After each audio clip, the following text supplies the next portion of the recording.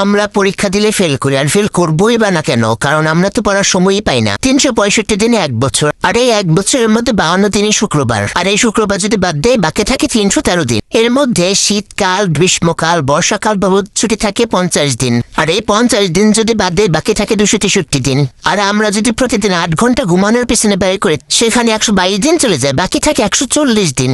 আবার আমরা যদি প্রতিদিন 1 ঘন্টা খেলাধুলার পিছনে ব্যয় করি তাহলে চলে যায় 15 দিন, আর বাকি থাকে 126 দিন। আবার আমরা যদি প্রতিদিন 2 ঘন্টা খাওয়া দাওয়া গোসলের পিছনে ব্যয় করি তাহলে চলে যায় 30 দিন, আর বাকি থাকে 96 দিন। আবার আমরা যদি প্রতিদিন 1 ঘন্টা করে কথা বলার পিছনে ব্যয় করি তাহলে চলে যায় 15 দিন, আর বাকি থাকে কয়দিন? 89 দিন। আবার আমরা বছরে পরীক্ষা দেওয়ার জন্য ব্যয় করি 35 দিন, 35 বাদ দিলে থাকে 46 দিন। আবার বছরে ঈদ আছে, উৎসব আছে, কনসার্ট আছে, এইভাবে চলে যায় 40 দিন, বাকি থাকে 6 দিন। এর মধ্যে আমরা বছরে অসুস্থ থাকি 3 দিন, বাকি থাকলো 3 দিন। আবার আমরা বছরে ঘুরতে যাই কমপক্ষে 2 দিন, বাকি থাকলো 1 দিন। এরপরে অনেকেই ভাবতে পারে না আমাদের পড়ার জন্য সময় বাকি থাকে 1 দিন, তাহলে জন্মদিন যাবে কোথায়? এই জন্য আমাদের হাতে সময় থাকে না আর আমরা ফেল করি।